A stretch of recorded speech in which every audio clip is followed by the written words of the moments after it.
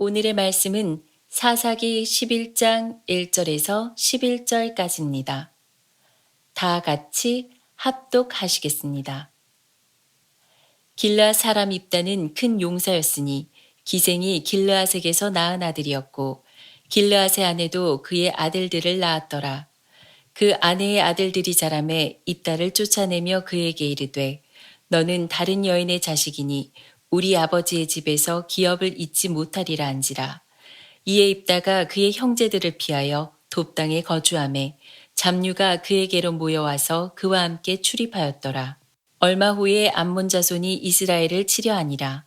암몬 자손이 이스라엘을 치려할 때에 길르앗 장로들이 입다를 데려오려고 돕당에 가서 입다에게 이르되 우리가 암몬 자손과 싸우려 하니 당신은 와서 우리의 장관이 되라 하니 입다가 길르앗 장로들에게 이르되 너희가 전에 나를 미워하여 내 아버지 집에서 쫓아내지 아니하였느냐. 이제 너희가 환난을 당하였다고 어찌하여 내게 왔느냐 하니라. 그러므로 길르앗 장로들이 입다에게 이르되 이제 우리가 당신을 찾아온 것은 우리와 함께 가서 암몬 자손과 싸우게 하려 함이니 그리하면 당신이 우리 길르앗 모든 주민의 머리가 되리라 하매 입다가 길르앗 장로들에게 이르되 너희가 나를 데리고 고향으로 돌아가서 암몬 자손과 싸우게 할 때에 만일 여호와께서 그들을 내게 넘겨주시면 내가 과연 너희의 머리가 되겠느냐 하니 길르앗 장로들이 입다에게 이르되 여호와는 우리 사이의 증인이시니 당신의 말대로 우리가 그렇게 행하리이다 하니라. 이에 입다가 길르앗 장로들과 함께 가니 백성이 그를 자기들의 머리와 장관을 삼은지라. 입다가 미스바에서 자기의 말을 다 여호와 앞에 아뢰니라. 아멘. 할렐루야. 네, 이 시간 우리 앞뒤 좌우로 한번 인사하고 은혜 많이 받으십시오. 한번 인사하고 말씀 듣겠습니다. 은혜 많이 받으십시오. 네, 오늘은 상처투성이가 별이 되다라는 설교 제목으로 함께 은혜를 받기를 원합니다. 오늘 본문에는 이스라엘의 8번째 8대 사사라고 할 수 있는 입다에 대한 내용이 나타나고 있습니다. 사사 입다의 성장을 보면 한마디로 이렇게 표현할 수 있습니다. 상처투성이의 사람이었다, 이렇게 볼 수 있습니다. 그는 출생 때부터 약점이 있었고 그 출생의 약점으로 인하여서 많은 상처를 받으면서 성장했습니다. 성경은 오늘 입다를 이렇게 소개하고 있습니다. 오늘 1, 2절의 말씀을 다시 한번 우리 말씀을 같이 한번 읽도록 하겠습니다. 길르앗 사람 입다는 큰 용사였으니 기생이 길르앗에게서 낳은 아들이었고 길르앗의 아내도 그의 아들들을 낳았더라. 그 아내의 아들들이 자라매 입다를 쫓아내며 그에게 이르되 너는 다른 여인의 자식이니 우리 아버지 집에서 기업을 잊지 못하리라 한지라. 아멘. 여러분, 입다를 소개할 때 이렇게 얘기하고 있습니다. 기생이 길르앗에서 낳은 아들이다, 이렇게 표현하고 있습니다. 기생이 낳은 아들,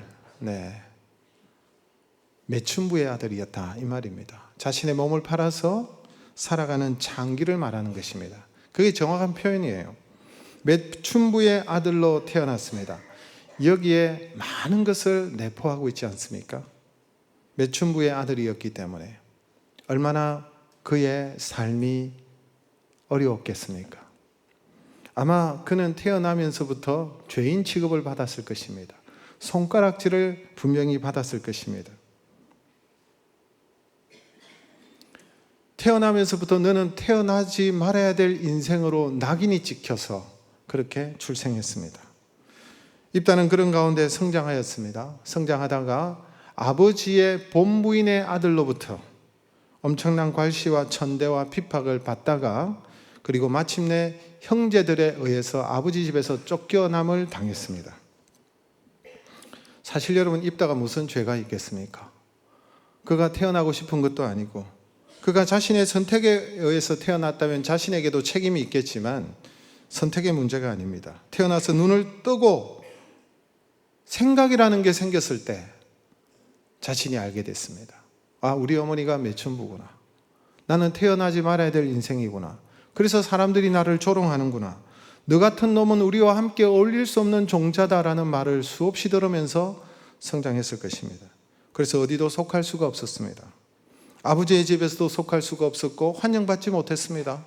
이스라엘 공동체 안에서도 여러분 환영받을 수 없고 결국은 쫓겨나게 된 것입니다. 자신의 존재와 자신의 정체성에 분명한 혼란이 왔을 것이고 버림받은 인생으로 취급을 받을 때 그의 마음에 얼마나 많은 상처와 한이 생겼겠습니까? 그는 결국 이스라엘 공동체에서 자신의 아버지 집에서 쫓겨나 돕이라는 땅으로 가서 살게 되었습니다. 돕 땅은 이스라엘 지역에서 북쪽에 있는 그런 땅인데 지금은 시리아에 속해져 있는 땅입니다. 3절에 이런 말씀이 있죠. 우리 3절 말씀을 같이 읽겠습니다. 이에 입다가 그 형제들을 피하여 돕 땅에 거주하매 잡누가 그에게로 모여와서 그와 함께 출입하였더라. 형제들을 피하여, 형제들이 얼마나 심하게 여러분 힘들게 했는지 형제들을 피하여 살아가는 곳이 돕이라는 땅에 살게 된 것이고 그 돕 땅에 거주하며 누가 그에게로 왔습니까? 잡류가 모여왔다 그랬습니다. 잡류란 건달을 말하는 것입니다. 불량배입니다. 사회적으로 천대를 받는 사람입니다. 인정받지 못하고 어디에도 끼일 수 없는, 아무도 받아주지 않는, 그래서 할 일이 없는, 건들건들거리면서 건달처럼 살아가는, 그래서 소외된 그런 사람들이 주변에 모여들기 시작했습니다. 이들도 상처투성이의 사람들이죠. 동병상련이라는 말이 있습니다. 끼리끼리 모이는 것입니다. 그 중에 입다가 우두머리였습니다. 이들이 모여서 무엇을 했겠습니까? 뻔하지 않겠습니까? 아무것도 가진 것이 없고 부모로부터 형제로부터 여러분 버림받고 쫓겨나고 그래서 여러분 땅도 집도 아무것도 없는 이들이 모였습니다. 이런 환경이면 여러분 이런 이들이 모여서 뭘 할 수가 있겠습니까? 도적대가 되면 딱 맞습니다. 도적대가 되어서 약탈을 일삼는 것이 어쩌면 그들의 운명일 수 있습니다. 아니면 힘을 길러서 자신에게 아픔을 주고 상처를 준 사람들에 대한 그 원한을 가지고 복수심을 가지고 살아갈 수도 있었을 것입니다. 그래서 복수하는 인생이 되는 거예요.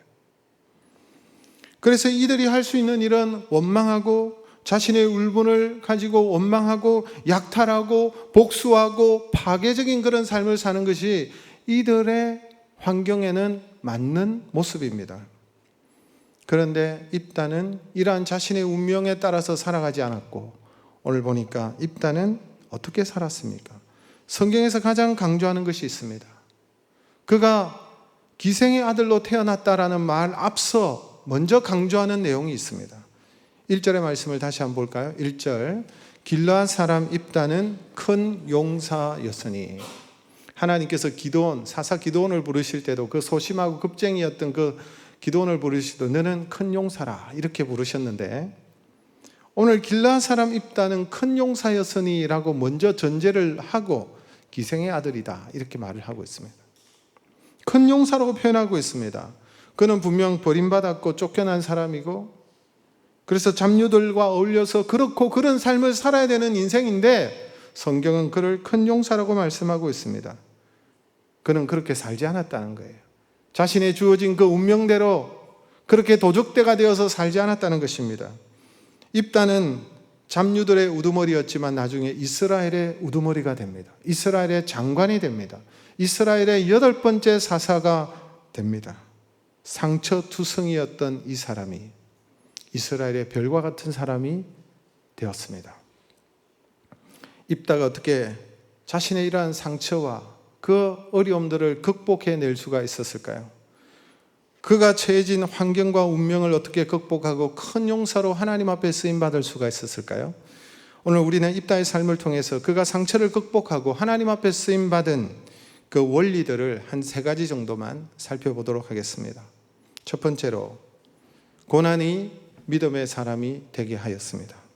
입다가 아버지 집에서 쫓겨나서 모든 것을 잃어버리고 아무것도 가진 것이 없었던 그에게 한 가지는 있었습니다. 그가 가지고 있었던 것이 무엇입니까? 이 한 가지 때문에 그 인생이 바뀐 거예요. 이 한 가지 때문에 여러분 그의 상처를 극복해낼 수가 있었습니다. 그것이 무엇입니까? 바로 여호와 하나님에 대한 신앙, 믿음이었습니다. 그 믿음이 그를 바꾸고 그의 삶을 바꾸고 그의 운명을 바꾸고 그의 상처를 극복해 나갔던 것입니다. 제가 생각해 볼 때는 입다는 처음부터 이런 믿음이 있었던 사람은 아니었을 것입니다. 그가 하나님을 향한 분명한 신앙을 가질 수 있었던 이유는 고난이라는 것입니다. 고난이 그를 하나님께로 이끌었습니다. 입다는 고난을 통해서 하나님을 깊이 만났고 희미했던 그의 믿음이 고난을 통해서 불이 붙기 시작하였고 부모도 형제도 모두 다 자신을 버렸지만 그가 하나님을 의지하고 하나님을 바라보고 하나님 앞에 나아갈 때에 하나님께서 그를 품어주시고 만나주시고 어루만져 주신 것입니다. 사생자처럼 태어나서 어디에도 환영을 받지 못하던 그가 고난과 시련 속에서 오히려 더 철저하게 하나님을 붙들고 하나님을 의지하는 삶을 살게 된 것입니다. 고난이 그를 더욱더 믿음의 사람으로 나아가게 했던 것입니다. 사실 그의 운명은 돕당에서 산적 두목으로 사는 거예요. 때를 지어서 사람에게 약탈을 일삼고 가진 것이 없으니까 그렇게 살았을 것입니다. 그의 운명은 약탈을 일삼고 힘을 길러서 자신에게 상처를 준 사람들을 복수하는 것입니다. 그런 잡류들이 모여 있었지만 이런 삶이 매우 자연스러운 삶이었지만 그는 그렇게 살지 않았던 것입니다. 이것을 뛰어넘을 수 있고 그의 운명을 바꾸고 탁월한 삶을 살 수 있었던 이유는 하나님께 나아가는 믿음이었어요. 오늘 그의 말 속에서 그의 마음과 그의 입술을 통해서 그가 하나님의 사람이고 믿음의 사람이라는 것을 보여주고 있습니다. 여러분 9절의 말씀을 우리 볼까요? 9절에 만일 여호와께서 그들을 내게 넘겨주시면, 여러분 입다의 말입니다. 그들을 내게 넘겨주시면 하나님께서 자신이 가지고 있는 힘을 의지하는 것이 아니라 자신과 함께하는 그 잡류들의 그 힘을 규합하여서 그 힘을 의지하는 것이 아니라 하나님께서 도와주시면, 하나님께서 역사하시면, 하나님께서 이끌어주시면, 하나님께서 내게 넘겨주시면, 이렇게 고백하고 있습니다. 그리고 11절에도 이런 말을 하고 있죠. 11절 같이 있습니다. 입다가 미스바에서 자기의 말을 다 여호와 앞에 아뢰니라. 자기의 말을 다 여호와 앞에 아뢰니라. 입다의 신앙입니다. 입다는 하나님을 신실하게 믿고 하나님을 바라보고 하나님을 의지하고 하나님 앞에 나아가 엎드리는 기도의 사람임을 알 수가 있습니다. 그에게 불어닥친 고난이 하나님을 더욱더 의지하게 만들었고 하나님 앞에 더욱더 나아가 기도하는 사람으로 만든 거예요. 입다는 하나님 앞에 자신의 모든 것을 고하였고 하나님의 긍휼함을 입었던 사람이 바로 입다였습니다. 고난이 그를 믿음의 사람이 되게 한 것입니다.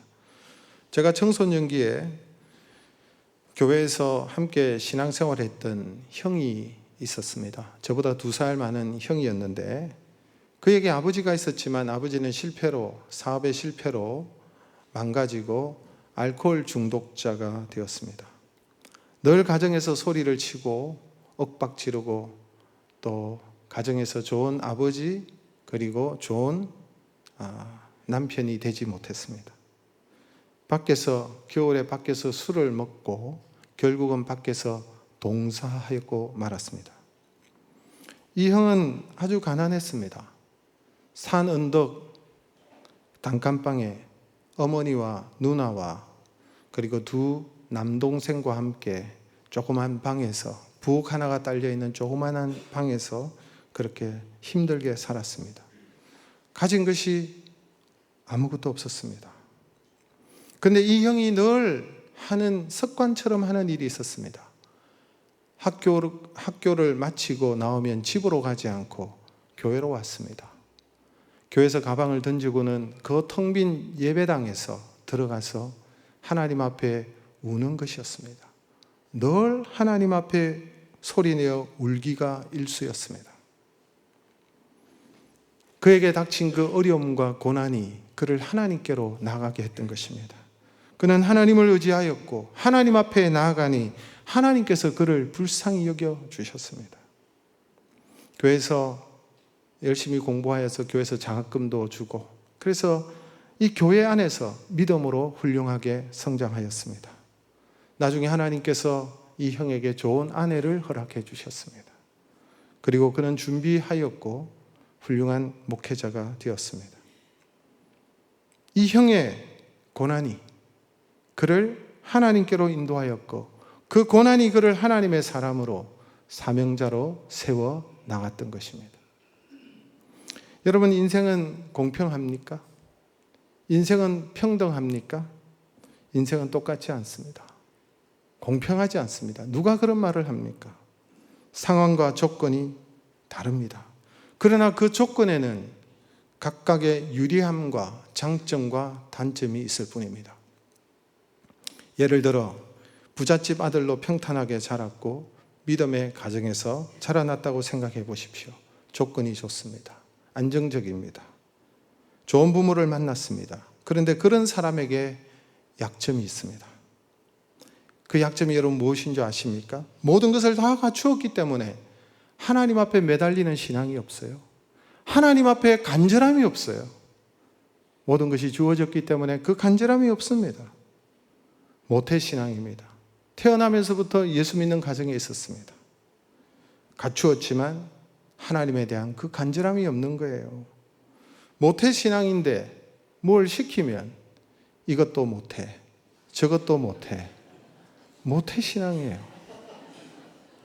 교회 안에서 자라나서 교회에 대한 내용을 잘 알고 있습니다. 오히려 그것이 오히려 교회를 향한 부정적인 시각을 가지게 되고 방골기질을 가지는 경우들도 많이 보았습니다. 반면에 거칠고 어려운 환경 속에서 자라난 분들이 있습니다. 부모 복도 없고 형제 복도 없고 가진 것도 없고 오직 하나님 외에는 답이 없는 그런 인생이 있어요.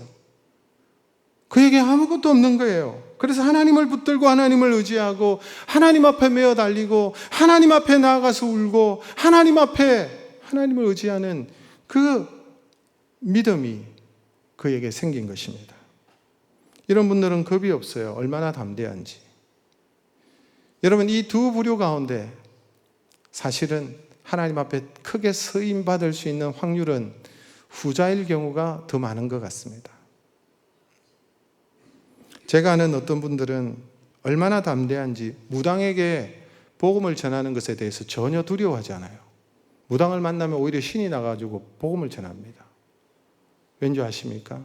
자기 어머니가 무당이었기 때문에 그렇습니다. 조폭에게 전도하는 것이 겁이 없어요. 왠지 아십니까? 옛날에 자기가 조폭이었기 때문에. 제가 이런 분들을 알고 있습니다.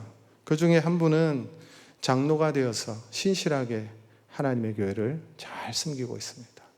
하나님께서 은혜와 복을 주셔서 이제는 사업가가 되고 하나님께서 그를 축복해 주시니 장로가 되어 교회를 섬기는 모습을 보았습니다.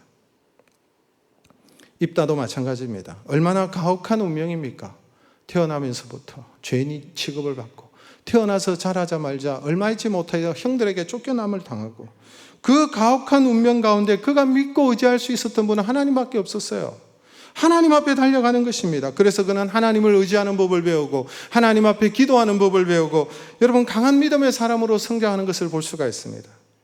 자신의 인생을 포기하지 않습니다. 자신의 불우한 환경에 절망하지도 않습니다. 오히려 고난 중에 하나님을 더욱더 의지하고 하나님을 붙들고 하나님을 바라봅니다.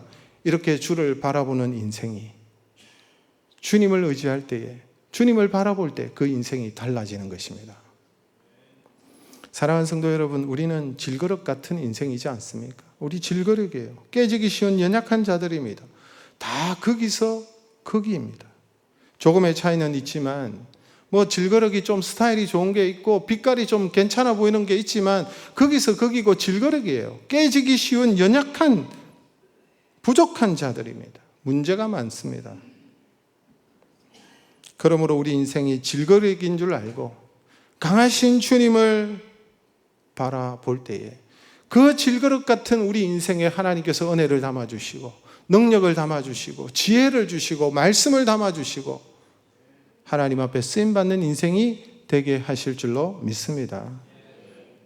그래서 하나님을 바라볼 때 달라지는 거예요. 고난이 하나님께로 우리를 인도하는 거예요. 여러분, 이 고난이 그래서 축복이 되는 것입니다. 두 번째로 상처투성이가 이스라엘의 별이 될 수 있었던 두 번째 이유는 그는 낭비가 아닌 준비의 사람이었기 때문에 그렇습니다. 사실 여러분, 하나님에 대한 믿음과 신앙이 있을 때, 하나님을 의지하는 사람일 때에 자연스럽게 나타나는 현상입니다. 낭비하는 인생이 아니라 준비하는 인생이 되는 것. 여러분, 그 속에 믿음이 들어가고 신앙이 들어가면 여호와를 경외하는 것이 지혜의 근본이라 그랬어요. 하나님을 알기 시작할 때 지혜가 생기고 명철함이 생기고 인생의 깊이가 생기고 인생의 철이 드는 거예요. 그래서 여러분, 자신의 삶을 그냥 운명에 맡기듯이 막 살아가는 자가 아니라 미래를 바라보면서 준비하는 인생이 된다는 것입니다. 사실 입다는 자신의 받은 상처로 말미암아 그의 잡녀들과 함께 어울려서 술 퍼먹고 흥청거리면서 도둑죄가 되어 약탈이나 일삼고 자신의 상처 때문에 다른 사람을 원망하고 자신의 울분을 다른 사람을 해치는데 분풀이를 하고 복수심에 가득 차서 그 상처를 가지고 그렇게 살아갈 수밖에 없는 그런 인생이었지만, 그런 존재였지만 그가 하나님을 붙잡고 하나님을 신뢰하니 그냥 막 사는 인생이 아니라 인생을 낭비하고 허비하지 않고 오히려 자신의 상처로 하나님을 더욱더 의지하고 때를 기다리며 미래를 위하여 한 걸음 한 걸음 준비하면서 나아가는 인생이었다는 것입니다. 준비된 입다의 모습을 성경에서는 우리에게 보여줍니다. 그는 무식한 칼잡이가 아니었어요. 힘만 있는 그런 사람이 아니었어요. 그냥 잡류들과 어울려서 잡류들의 우두머리가 되는 그런 힘만 좋은 그런 자가 아니라 문무를 겸비한 사람이 되는 것을 볼 수 있습니다. 그는 역사적인 안목을 가지고 해박한 지식을 가지고 무리를 이끄는 그런 사람인 것을 볼 수가 있습니다. 여러분, 입다가 얼마나 잘 준비되었는지 12절 이후의 내용을 보면 알 수가 있습니다. 그가 이스라엘의 장관이 되어서 이스라엘의 우두머리가 되어서 암몬 왕과 결전을 치르기 전에 그는 불필요한 무력적인 행사를 행하기 전에 먼저 대화로 이 문제를 풀어나가고 싶어 했습니다. 그래서 먼저 외교적인 수단을 발휘해서 암몬 왕과 만나서 담판을 짓는 내용이 여러분 성경에 오늘 읽지 않았지만 사사기 11장에 나타나고 있습니다. 그런데 그가 암몬 왕과 만나서 대화하는 내용을 보니까 그가 얼마나 논리적인 사람인지, 얼마나 역사적인 안목을 가지고 있는 사람인지, 그가 얼마나 상황과 지금 형편과 정치적인 맥락과 그 땅에 대한 역사적인 뿌리에 대해서 해박한 지식을 가지고 있고 철저하게 이론적으로 준비되어져 있는 사람이구나라는 것을 우리가 알 수가 있습니다. 암몬 왕과 만나서 이 얘기를 합니다. 암몬 왕이 이런 말을 했습니다. 원래 이 땅은 우리 땅인데 니들이 애굽에서 나와서 우리 땅을 차지하고 빼앗아지 않았느냐. 그래서 우리가 이 땅에 들어왔다는 것입니다. 이 땅은 우리 땅이야. 너희들이 나가라 라고 얘기했습니다. 그런데 입다는 이 말을 듣고는 그게 아님을 역사적으로 조목조목하게 명백하게 얘기하고 있습니다. 16절 이후에 보면 가데스 바네아에서 일어났던 그 역사적인 사건들을 설명하고 있습니다. 이스라엘 백성들이 하나님께서 약속하신 그 가나안 땅으로 나아갈 때에 가나안 땅으로 나아가는 그 길목에 에돔이라는 민족과 모압이라는 민족이 있었습니다. 그래서 이스라엘 백성들이 요청합니다. 야, 니네들 길 좀 비켜줘. 우리는 가나안 땅으로 가야 되니까 너희들의 길을 통과해서 갈게. 이 길이 가는 길이야. 길 좀 비켜줘 라고 얘기했습니다. 그때에 이 에돔과 모압이 싫다고 했습니다. 그럴 수 없어. 너희들 못 지나가. 그래서 이들과 충돌하지 않기 위해서 이스라엘이 우회해서 돌아서 가게 됩니다. 그런데 돌아가다 보니까 거기에서 또 만난 족속이 아모리 족속이라는 족속이 있었습니다. 아모리 족속에도 얘기하죠. 야, 너희들 길 좀 비켜줘. 우리가 좀 지나갈게. 그런데 안 비켜주는 거예요. 아모리 족속도. 안 비켜줄 뿐만 아니라 이 아모리 족속은 악한 족속이 되어서 군대를 모아가지고 오히려 이스라엘을 치려 했습니다. 이것들이 어디서 굴러먹다가 온 잡류들이야. 노예 출신 주제에. 이렇게 하면서 오히려 이 이스라엘을 공격한 거예요. 그래서 이스라엘과 전쟁이 벌어졌고 결국은 하나님께서 이스라엘 민족을 도와주셔서 아모리 족속을 무찌르고 여러분 그 땅을 차지합니다. 그래서 길을 뚫고 요단강을 건너서 가나안 땅에 들어왔습니다. 그리고 지금의 이 길르앗 땅, 이 모압 족속과 암몬 족속과 일전을 치러야 되는 그 암몬 왕과 얘기하고 있는 이 길르앗 땅에 여러분 이 땅을 차지하게 된 것입니다. 그래서 이렇게 얘기하는 거예요. 이 땅은 암몬 너희들의 땅이 아니라 원래 아모리 족속의 땅이었고 우리가 이들과 싸워서 승리하여서 빼앗은 땅인데 니들의 땅이 아니다라고 역사적으로 얘기하는 모습을 보여주고 있습니다. 입다가 여러분 정확한 역사적인 안목을 가지고 있었고 지식을 가지고 있었던 사람임을 알 수 있습니다. 힘만 있었던 사람이 아니에요. 지식과 원리를 아는 사람이었습니다. 여러분 힘만 가지고 되는 것이 아니죠. 리더는 힘만 있으면 안 되는 거예요. 힘은 잠시는 이길 수 있지만 장기적으로는 원리가 이기는 것입니다. 그가 얼마나 준비된 사람인지 우리에게 보여주고 있습니다. 그에게 잡류들이 모일 때에 입다는 이들을 잘 통솔했습니다. 힘만으로 아닙니다. 하나님 주신 지혜로, 명철로, 역사적인 안목으로 그 시대의 상황들을 잘 파악하여서 이들을 길러내었습니다. 그리고 훌륭한 군대로 만든 것입니다. 강한 리더십을 발휘하는 그런 리더가 되었습니다. 아무도 입다를 무시할 수 없을 정도로 강한 지도자로 세워진 입다의 모습을 보여주고 있습니다. 이 소문이 도읍이라는 자신이 살고 있는 도읍 땅을 넘어서 자신을 내쫓았던 길르앗 땅까지 소문이 나기 시작했습니다. 이렇게 준비가 될 때, 때가 오면 기회가 오는 것입니다. 여러분 준비가 되지 못하면 기회가 와도 그 기회를 붙잡을 수가 없어요. 하나님 앞에 우리가 기도할 때에 하나님께서 우리에게 기회를 주시지만 내가 준비되지 못하면 하나님 주신 그 기회를 우리가 살릴 수가 없는 거예요. 이렇게 준비된 자에게 미래가 있고 미래를 바라보는 자가 오늘의 현실을 원망하지 않습니다. 이처럼 입다는 인생을 허비하지 않았고 준비하였을 때 하나님 앞에 쓰임받는 기회를 가지게 되었습니다. 세 번째로 상처투성이 입다가 이스라엘의 별이 된 것은 그 상처를 사명으로 성화시켰기 때문에 그렇습니다. 믿음으로 하나님을 붙잡고 미래를 준비하니 그에게 놀라운 일이 찾아왔습니다. 입다에게 누가 찾아왔습니까? 자신을 쫓아내었던 길르앗 사람 중에 길르앗의 장로들이 찾아옵니다. 입다에게 찾아왔습니다. 입다가 얼마나 놀랐겠어요. 자기를 버리고 쫓아낼 때는 언제고 왜 이제 찾아오느냐? 이스라엘에게 어려움이 생긴 것입니다. 누가 왔습니까? 암몬 족속이 쳐들어와서 18년 동안 암몬 족속에게 억압을 당하고 암몬 족속에게 짓밟혔기 때문에 더 이상 이제는 견딜 수 없는 상황이 된 거예요. 자신들의 힘으로는 도무지 감당하기 어려웠을 때에 돕 땅에서 들려오는 입다에 대한 소문을 듣고 이 장로들이 입다에게 찾아왔습니다. 그리고 이렇게 말을 합니다. 6절의 말씀 우리 같이 읽겠습니다. 입다에게 이르되 우리가 암몬 자손과 싸우려 하니 당신은 와서 우리의 장관이 되라 하니. 입다에게 찾아와서 이스라엘을 위하여 우리를 위하여 싸워달라. 우리의 장관이 되어달라. 우리의 머리가 되어달라. 이렇게 요청한 것입니다. 여러분 이때 입다의 마음이 어땠을까요? 입다는 이들에게 버림받았습니다. 이들이 입다를 내쫓았습니다.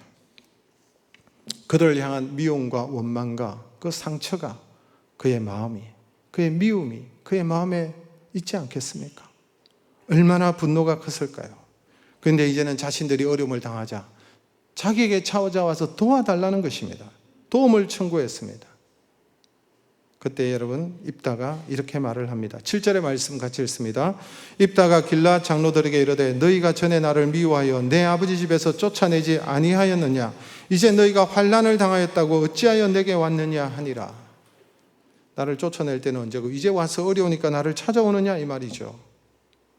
여러분 입다도 사람이죠. 입다도 여러분 그의 마음에 상처와 아픔이 있기 때문에 이들이 얼마나 괘씸했을까요? 얼마나 이들에 대해서 여러분 지금까지 마음 아파하고 힘들었을까요? 그래서 속으로 하나님께서 드디어 나의 한을 풀어주시는구나. 나를 쫓아내더니 잘됐다 하면 당해봐라 너희들. 내가 구경해 주마. 뭐 이런 복수심에서 이런 생각이 치밀어 올라올 수가 있었을 것입니다. 보통 사람이면 그렇게 했을 거예요. 그런데 입다는 이런 말을 했지만 자신의 억울함이나 자신의 상처나 자존심보다도 무엇이 더 중요한지를 알았습니다. 자신이 왜 하나님께서 돕 땅에서 자신을 준비하게 하신 이유를 발견하게 됩니다. 사명을 발견한 거예요. 하나님께서 이때를 위하여 나를 준비시키셨구나. 하나님께서 나를 부르시는구나. 하나님께서 나를 쓰시려고 하시는구나. 그래서 자신의 내면 속에 있었던 그 아픔과 상처를 극복하고 이겨내고 하나님의 부르심 앞에, 그 길르앗 장로들의 그 요청 앞에 순종하고 하나님 앞에 쓰임받는 인생이 되는 것을 볼 수가 있습니다. 저는 입다의 모습을 보면서 성경의 인물들이 지나갔습니다. 다윗도 생각이 났습니다. 다윗도 사울 왕에게 쫓길 때에 잡류들이 그에게 모여서 400명의 잡류들이 모여서 다윗과 함께 생활했습니다. 이 400명이 나중에 다윗이 이스라엘의 왕이 되는 데 있어서 결정적인 역할을 하고 이 안에 큰 장수들이 나왔습니다. 다윗도 생각이 났습니다. 그리고 또 한 사람이 또 생각나더라고요. 형들에게 팔려서 애굽의 노예로 팔려갔던 요셉도 생각이 났습니다. 아버지 집에서 쫓겨난 것이죠. 정말로 요셉에게 아무것도 남지 않았습니다. 오직 한 가지가 있지 않습니까? 그에게 꿈을 주신 하나님에 대한 믿음, 그에게 꿈을 주셨던 그 하나님에 대한 절대적 믿음이 그에게 있었습니다. 요셉은 노예로 팔려갔지만 얼마나 절망하고 얼마나 외로웠고 얼마나 큰 상처가 있었겠습니까? 그런데 하나님에 대한 그 믿음 때문에 수많은 상처와 어려움들을 극복하고 그가 하나님과 동행하는 삶을 삽니다. 그래서 여러분, 요셉에 대해서 설명할 때마다 요셉이 하나님과 동행함으로 요셉이 형통하였더라, 이런 내용이 성경 구구절절 곳곳에 나타나는 거예요. 보디발의 집에서도, 여러분 감옥 안에서도 하나님께서 그와 함께 하셨더니 그가 형통하였더라. 그가 믿음을 가지고 나아갈 때에 하나님께서 그와 함께 해주셨던 거예요. 입다도 마찬가지입니다. 그리고 요셉이 때가 되어 하나님의 은혜 가운데 그가 애굽의 총리가 되었을 때 쓰임받는 사명자가 되지 않습니까? 그가 애굽의 총리가 되고 그 이후에 자신을 애굽 땅에 팔아버렸던 그 형들이 찾아옵니다. 자신의 동생이 애굽의 총리가 된 것을 압니다. 얼마나 두려웠을까요? 그 두려움으로 그 형들이 요셉에게 무릎을 꿇고 머리를 조아리고 절을 했습니다. 여러분, 요셉이 꾸었던 그 꿈이 이루어지는 순간이죠. 형들이 두려워서 머리를 조아릴 때에 요셉이 뭐라고 했습니까? 창세기 45장 5절의 말씀 우리 같이 한번 읽겠습니다. 당신들이 나를 이곳에 팔았다고 해서 근심하지 마소서, 한탄하지 마소서. 하나님이 생명을 구원하시려고 나를 당신보다 먼저 보내셨나이다. 요셉의 놀라운 고백입니다. 무슨 말입니까? 형님들, 나를 이곳에 팔았다고 근심하지 마십시오. 형님들이 나를 팔아서 내가 이곳에 온 것이 아니라 하나님이 내가 해야 할 일들이 있기 때문에 나를 먼저, 형님들보다 먼저 보내셨습니다. 이렇게 해석하는 것입니다. 나는 형님들을 미워하거나 원망하지 않는다는 거예요. 하나님이 나를 들어 사용하시려고 나를 이곳에 보내셨습니다. 여러분, 우리의 상처와 아픔이 언제 진정으로 치유가 될까요? 언제 여러분 치유가 될까요? 언제 우리의 그 긴 고통의 그 아픔들이, 그 상처들이 언제 여러분 이것이 해결이 될까요? 그것을 통해서 하나님의 계획을 발견할 때, 하나님의 섭리를 깨달을 때, 하나님께서 나에게 주신 사명을 발견할 때 그 과정들이 이해가 되고 그 하나님의 손길이었다는 것을 알고 그에게 비로소 여러분 치유가 일어나는 것입니다. 그것을 믿음으로 고백하고 그것을 받아들일 때, 그래서 사명을 발견할 때 치유가 되는 것이죠. 입다도 마찬가지입니다. 자신의 상처와 아픔을 뛰어넘을 수 있었던 이유는 그가 준비가 되고 장군이 되고 장수가 되고 리더가 되었을 때, 그리고 그에게 찾아왔던 그 길르앗 장로들의 그 요청 앞에서 이것이 하나님께서 나에게 주신 사명이구나, 이스라엘을 구원하는 사명을 발견하고 하나님께서 주신 사명을 발견하고 마침내 상처와 분노와 그 원망에서 탈출하고 치유가 일어나고 사명을 따라 행하는 사람이 되었습니다. 사명을 발견하지 못하면 그가 가지고 있는 힘과 그리고 그가 가진 상처대로 행했을 것입니다. 그러나 하나님의 사명을 발견하고 그 상처를 극복하고 치유함을 받고 하나님 앞에 쓰임받는 별처럼 빛나는 그런 아름다운 삶을 살게 되는 것입니다. 말씀을 맺습니다. 고난이 우리를 믿음의 자리로 이끌어갑니다. 고난이 우리를 기도의 사람으로 이끌어가는 것입니다. 그 믿음이 우리의 그 깊은 고난과 상처투성이에서 우리를 어루만지고 건져냅니다. 여러분, 상처가 있을 때, 아픔이 있을 때 하나님께로 나아가십시오. 그리고 자신의 인생을 낭비하지 마십시오. 그 상처 때문에, 그 아픔 때문에 막 살아가는 그런 인생을 낭비하거나 허비하는 삶이 아니라 하나님의 뜻을 지금은 알 수 없지만 믿음으로 여러분 준비하며 충실하게 한 발짝 한 발짝 걸어 나가십시오. 그럴 때 마침내 때가 되어 하나님 주신 그 사명을 발견하게 될 때 여러분의 상처와 아픔에서 진정으로 자유케 되고 하나님 앞에 쓰임받는 복된 인생이 될 줄로 믿습니다.